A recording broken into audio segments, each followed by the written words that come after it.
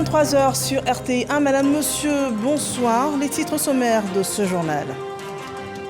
La Côte d'Ivoire reçoit au Maroc le prix Kofi Annan pour la sécurité routière, une distinction décernée par les Nations Unies pour les efforts dans la lutte contre l'incivisme et l'insécurité sur les routes. Une deuxième édition du prix qui a permis de présenter la stratégie de sécurité routière et le système de transport intelligent de la Côte d'Ivoire. Les valets et femmes de chambre prêts pour la Cannes 2023, ces petites mains qui travaillent à la qualité des services hôteliers, des métiers de haute exigence qui devront contribuer à apporter un cachet de qualité à l'accueil des délégations sur le sol ivoirien. On les découvre dans un dossier ce soir.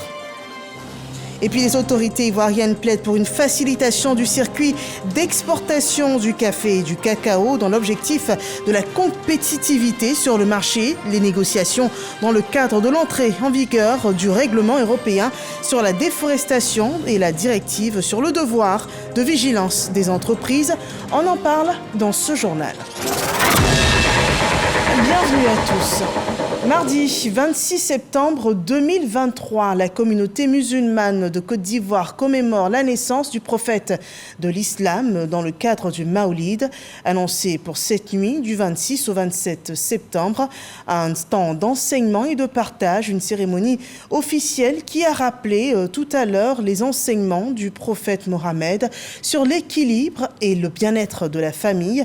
Cérémonie qui s'est tenue en la mosquée de la Riviera Golfe en présence du vice-président de la République. Nous y reviendrons. Parlons de ce prix, une distinction pour la Côte d'Ivoire. Il s'agit du prix Kofi Annan pour la sécurité routière décerné à notre pays ce mardi au Maroc. Une distinction reçue des Nations Unies pour les efforts dans la lutte contre l'incivisme et l'insécurité sur les routes. Les images avec Dangui, notre envoyé au Maroc. Sur le front de la sécurité routière en Afrique, les chiffres parlent et font froid dans le dos. Le continent perd 300 000 personnes par an dans les accidents de la circulation et revendique ainsi le taux de mortalité routière le plus élevé au monde, soit 26,6 décès pour 100 000 habitants, avec un coût financier estimé à environ 2% du produit intérieur brut PIB. C'est pour encourager les gouvernements, le secteur privé et la société civile à organiser la riposte en prenant des mesures et des initiatives efficaces pour lutter contre les accidents de la circulation que la Commission économique des Nations Unies pour l'Afrique a institué le prix Kofi Annan pour la sécurité routière. Surtout que les armes pour lutter contre la mortalité routière ne manquent pas. Parmi les remèdes dont nous parlons, il y a effectivement l'intelligence artificielle. Il y a un certain nombre d'aides à la conduite qui sont aujourd'hui obligatoires dans beaucoup de pays, notamment européens, qu'on veut absolument mettre en place dans les pays africains. Même si la mise en œuvre de son système de transport intelligent devient un cas école en Afrique, la Côte d'Ivoire ne perd pas de vue ses défis. C'est d'accélérer la question de l'utilisation des technologies, aller vers les zones de l'intérieur du pays, aller sur les axes autoroutiers, adresser la question des deux roues, donc des questions des motos, des tricycles, adresser également la question de la gestion du trafic. La collecte de données sur le continent, parce que c'est un vrai problème. Les services travaillent de façon cloisonnée. Vous avez les données de la police, de la gendarmerie, les données des médecins, du ministère des Transports. Et donc il faut que tout ceci se parle pour qu'on ait vraiment des données cohérentes et qu'avec l'OMS, on finisse par avoir les mêmes données parce qu'il y a des gaps importants qui ne s'expliquent pas. Grâce à la digitalisation de son système de lutte contre l'incivisme routier, la Côte d'Ivoire s'apprête à recevoir le prix Kofi Annan pour la sécurité routière. Et cette autre information importante à retenir pour cette journée, il s'agit de la fermeture du pont Alassane Ouattara à la circulation des véhicules. Le ministère de l'Équipement et de l'Entretien routier informe l'ensemble des usagers de la route qu'il sera procédé à la fermeture à la circulation du pont Alassane Ouattara le jour férié du mercredi 27 septembre 2023 de 6h à 23h afin de permettre aux populations de le visiter en toute sécurité sécurité, le ministère de l'Équipement et de l'Entretien routier invite les usagers de la route au respect du plan de circulation mis en place à cet effet. La souveraineté alimentaire, le développement industriel avec la transformation des produits locaux, c'est là un autre cheval de bataille des autorités ivoiriennes. C'est aussi toute l'ambition du district autonome de la vallée du Bandama, une politique portée par le ministre-gouverneur Jean-Claude Kouassi. L'impact de cette vision est présenté par des acteurs industriels aux populations, des enjeux que nous présentent ce soir Jean-Yves Zadi et Charles Tatou. Cadre de concertation et d'échange en vue de permettre la coordination et le suivi des actions de l'État. Cette tribune de communication intitulée « Les Jeudis du district » donne l'occasion aux différents directeurs régionaux et départementaux des services publics et aux responsables des entreprises parapubliques et privées d'aborder plusieurs sujets liés à leur secteur d'activité. La Côte d'Ivoire est le premier producteur dans le monde de la noix brune de cajou. Nous ne sommes qu'à 4% de transformation. C'est encore en deçà et l'objectif reste vraiment de monter cette transformation-là. La baisse drastique du taux d'activité ne nous permet plus d'être compétitifs, d'être rentables et puis l'obsolescence de nos machines où il n'y a pas eu d'investissement nouveau depuis pratiquement plus de 20 ans. Cette 10e édition des Jeudis du district dédiée aux industries de la transformation est une initiative du ministre-gouverneur de la vallée du Bandama. En organisant ces rencontres, nous souhaitons avoir des partenaires au développement qui nous accompagnent. L'État qui, à partir de tous les nouveaux développements, va créer des impôts et des taxes qui lui permettront de disposer de plus de ressources pour s'occuper de la population et de notre pays. Ces assises offrent au district l'opportunité de mutualiser toutes les énergies et les ressources dont il dispose pour des actions concertées afin de parvenir à des résultats durables et tirer suffisamment profit de son potentiel économique. Lancés en septembre 2022, les Jeudis du district visent la réalisation du schéma directeur d'aménagement et du développement de la vallée du Bandama. Et lorsqu'on parle d'industrialisation, la ville de Korogo, dans la région du Poro, a une petite longueur d'avance. En témoigne cette zone industrielle présentée dans le reportage que vous allez voir. Cette usine de transformation de la noix de cajou la compose. Le résultat du projet de promotion et de compétitivité de la chaîne de valeur de l'anacarde. 7,5 milliards ont été investis à Mississauga. C'est désormais chose faite.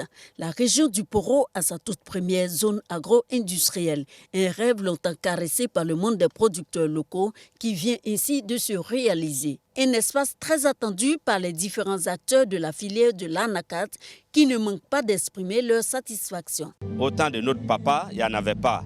Mais aujourd'hui, on voit que les choses qui viennent comme ça nous aide à pouvoir faire partir les enfants à l'école. Ça nous donne trop d'avantages. Si on traite l'anacarde ici chez nous, on va gagner de l'argent, on va trouver des emplois pour pouvoir travailler dans l'usine. Située à Klokaka, dans le chef-lieu de région, Korogo, cette nouvelle infrastructure industrielle dotée d'installations modernes de dernière génération est bâtie sur un espace de 28,7 hectares, soit l'équivalent de 28 stades de football. Elle est composée d'entrepôts de stockage, de stations d'épuration des eaux usées et des aires de stationnement d'une capacité de 80 camions. Coût du projet, 7,5 milliards de francs CFA. Un cofinancement du Conseil Coton Anacarde et de la Banque mondiale dans le cadre du projet de promotion de la compétitivité de la chaîne des valeurs de l'anacarde. Ce projet est financé sur le guichet Beurre Enclave et vise à renforcer les actions du Conseil de coton d'anacarde, la réalisation des objectifs de développement de la filière anacarde sur la période 2018-2023, à savoir améliorer la productivité, la qualité des noix brutes, accroître le volume de noix transformées localement. Deuxième produit d'exportation agricole de la Côte d'Ivoire après le cacao, avec 1 200 000 tonnes, le défi de la transformation de l'anacarde continue de se poser. La Côte d'Ivoire est aujourd'hui un pays de référence dans l'industrie du cajou, se hissant successivement au rang de premier pays producteur et exportateur de noix brutes et troisième pays transformateur. Depuis peu, Notre pays est devenu le deuxième exportateur d'amandes dans le monde, après le Vietnam et devant l'Inde et le Brésil. En plus de recevoir déjà ses premiers investisseurs, la zone agro-industrielle de Korogo va générer 8000 emplois directs. À terme, le Conseil du coton et de l'anacarde prévoit l'aménagement de 3 autres zones de transformation de l'anacarde dans les villes de Bouaké, Bondoukou et Séguéla. Et les produits qui ne sont pas transformés sur place sont mis sur le marché international. C'est le cas du binôme café-cacao, première rente d'exportation de la Côte d'Ivoire. Le marché européen en est le premier acheteur. Il renforce ses exigences en matière de règlement sur la déforestation et la directive sur le devoir de vigilance des entreprises.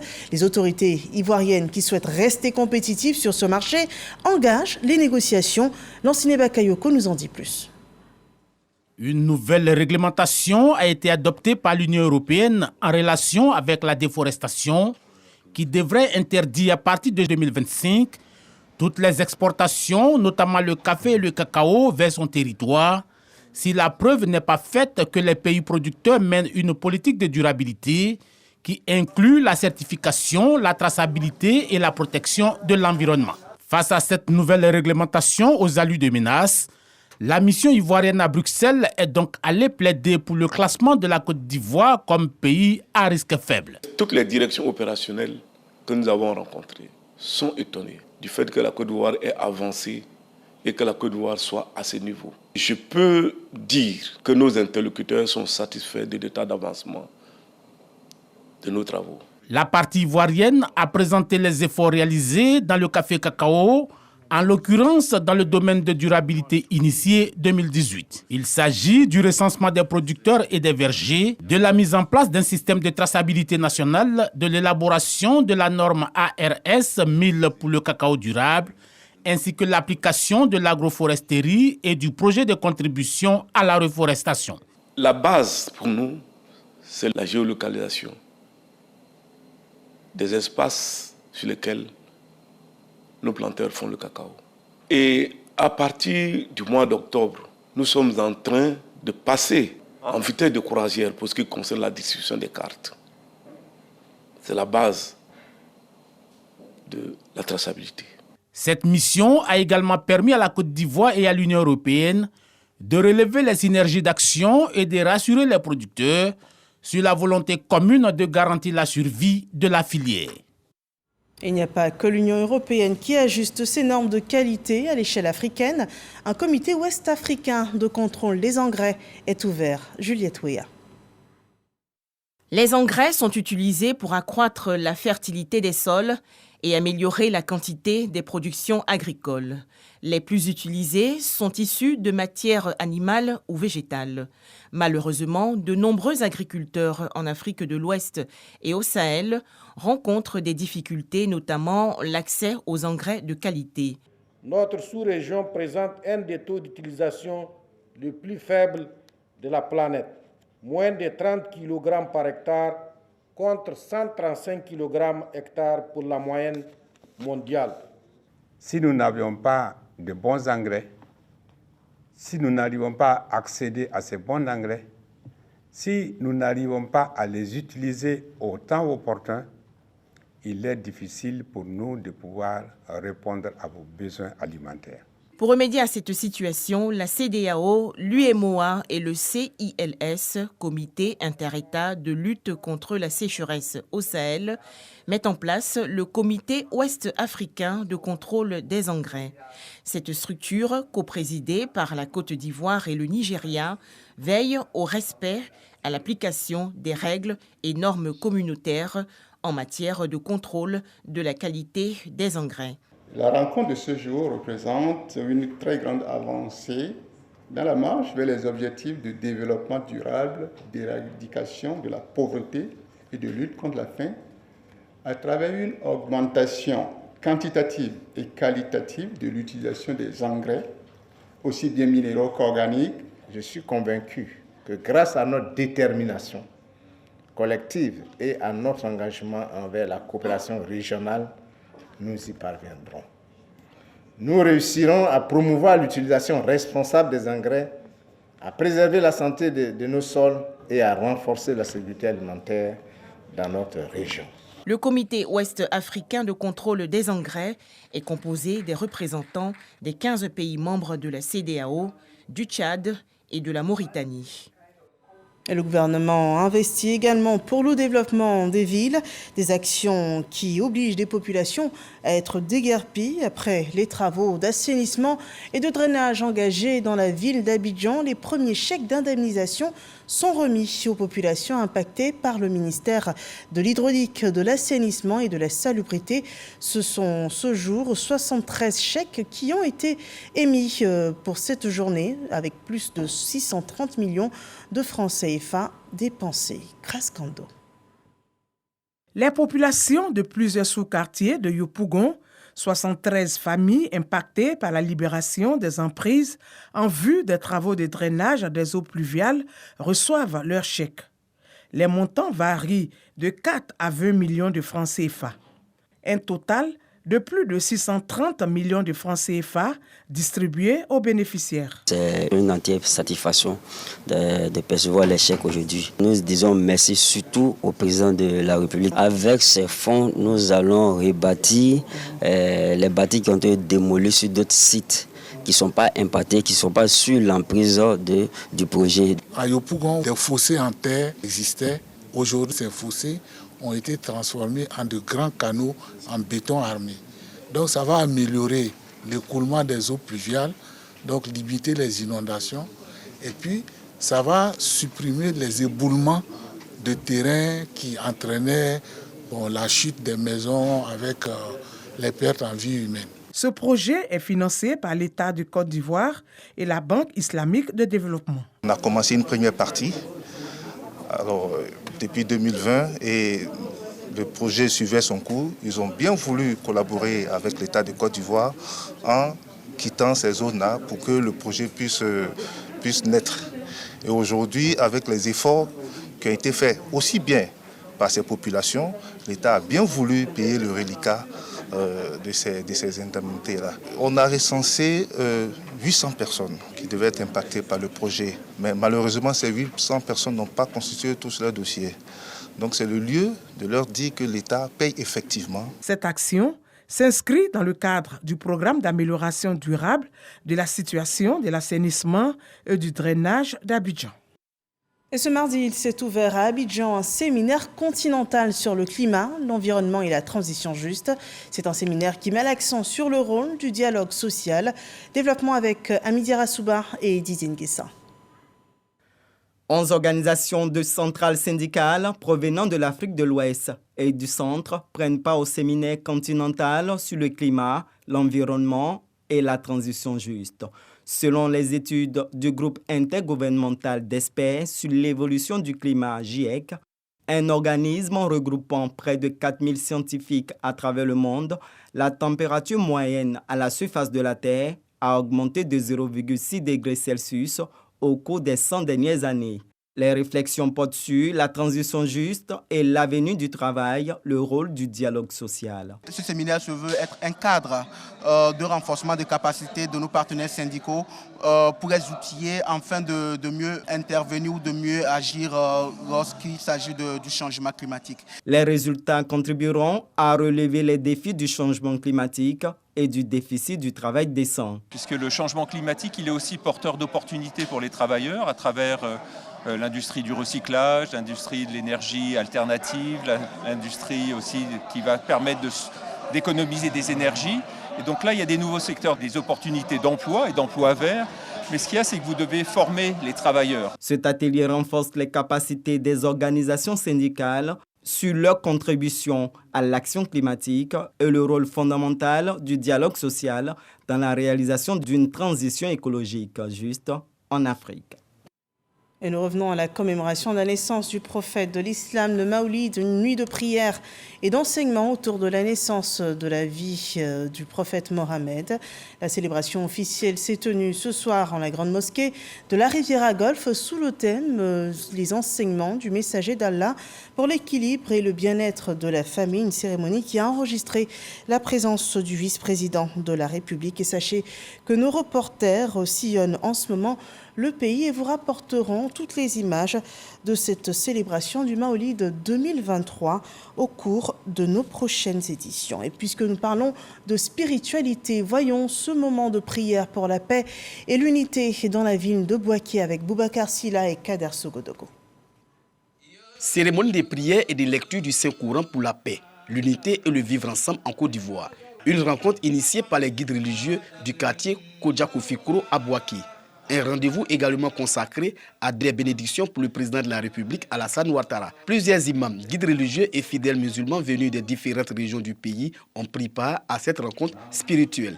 Les initiateurs entendent sceller la confraternité entre les musulmans et la culture sociale à Bouaké. Une initiative saluée par les autorités locales. Aujourd'hui, nous sommes à une prière pour le président de la République, pour la Côte d'Ivoire, pour la paix et surtout pour nous envoyer tout le bonheur que nous souhaitons.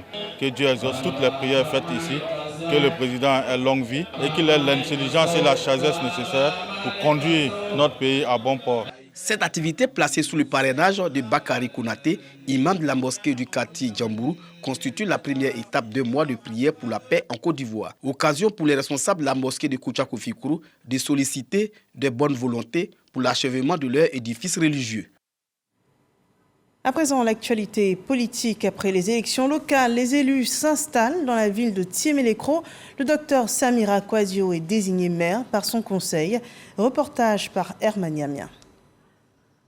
Dr Samira Kouadio est officiellement le maire de Thiémé-Lécro. Après avoir remporté l'élection municipale du 2 septembre dernier avec son équipe, le conseil municipal vient de la porter à la tête de la mairie à l'issue d'un vote. Seule candidate à ce poste, elle a obtenu 29 voix sur les 32 suffrages exprimés. Il y a pas mal de choses à faire, c'est vraiment un défi. Et j'espère que Dieu m'accompagnera dans ce défi-là. Pour honorer la confiance de la population de Thiémé-Lécro et de celle des conseillers. Le maire sortant, candidat malheureux aux dernières élections, a félicité son successeur pour sa brillante élection. Il a invité la population à la soutenir afin qu'elle réussisse sa mission. Le message que j'ai pu donner, c'est de dire aux conseillers entrants d'être disponibles pour le maire qui entre au jour d'aujourd'hui. Parce que les conseils, c'est tous les conseillers qui font un grand maire. Donc d'être disponible. Le préfet du département de Mbato, qui a présidé cette cérémonie, a félicité les populations pour avoir favorisé des élections apaisées dans le département. Au cours de cette cérémonie, les 3 adjoints au maire ont été également élus.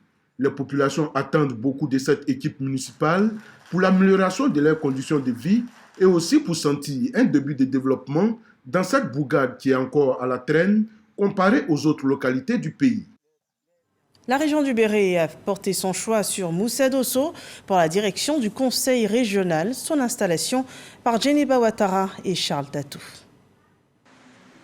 Vainqueur aux élections régionales du 2 septembre dernier, Dosso Moussa, président sortant du conseil régional du Béret, bénéficie encore du soutien de ses pairs pour un 3e mandat à la tête du conseil régional.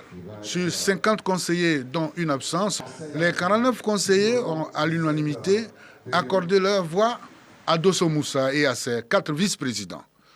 Cette cérémonie d'installation, présidée par le préfet de région Jules Gouessier, a enregistré la présence des élus et cadres de la région du Béret.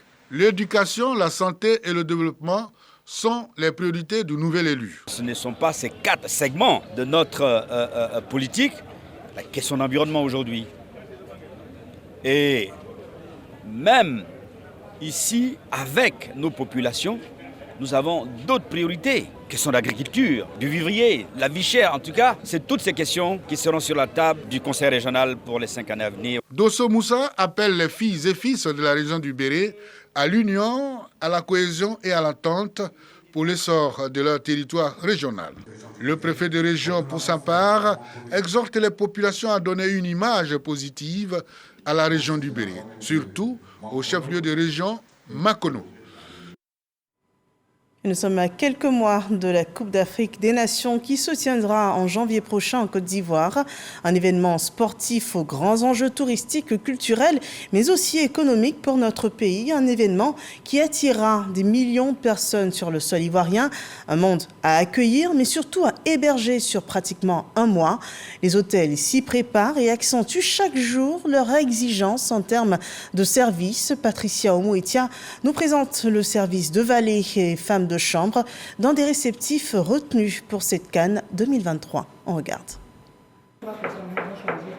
Service d'étage.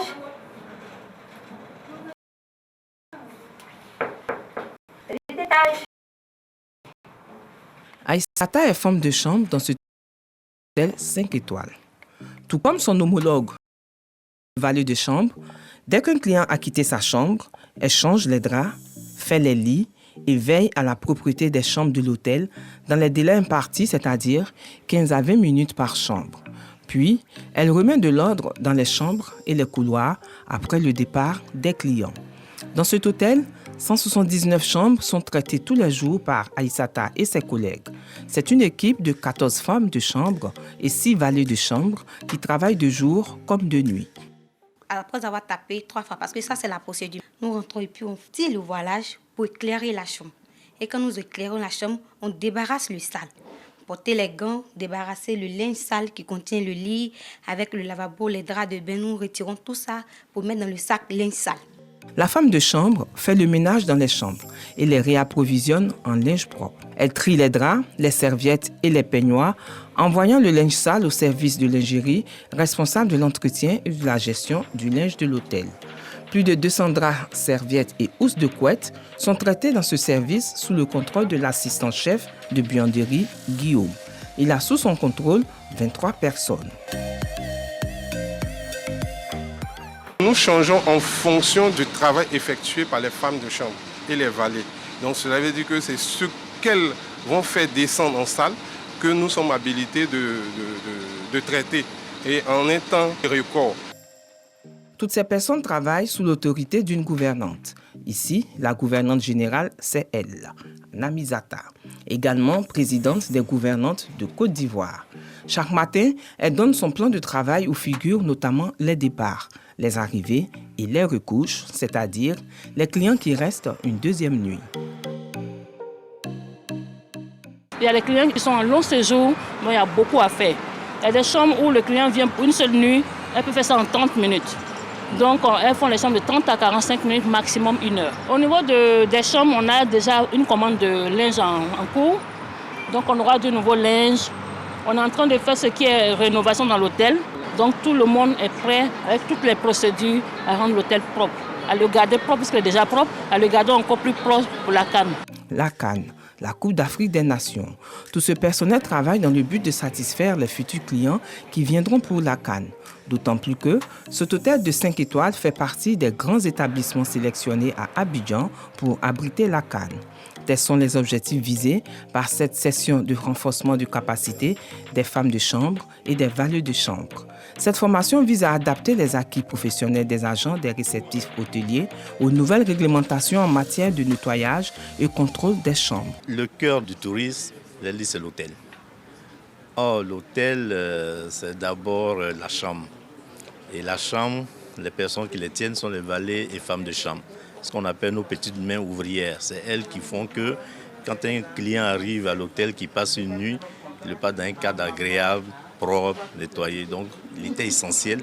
Donc, en plus de ces calmes qui arrivent là, que les près de 5 millions d'autres qu'on compte accueillir, qui vont dormir dans des hôtels, soient accueillis dans des chambres bien faites et propres. C'est à peu près 1200 auditeurs qu'on va former.